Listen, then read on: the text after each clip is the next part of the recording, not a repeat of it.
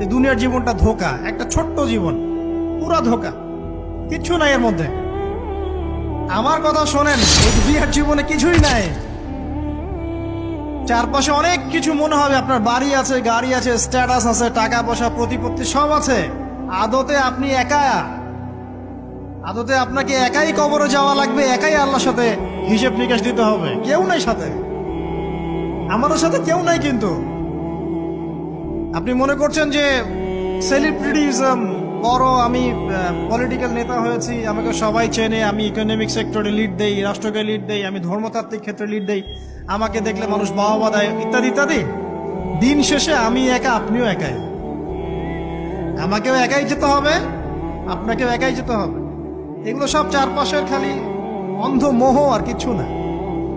এই মোহের মধ্যে ঢুকে পড়বেন না। আল্লাহ পাক তৌফিক এনায়েত করুন।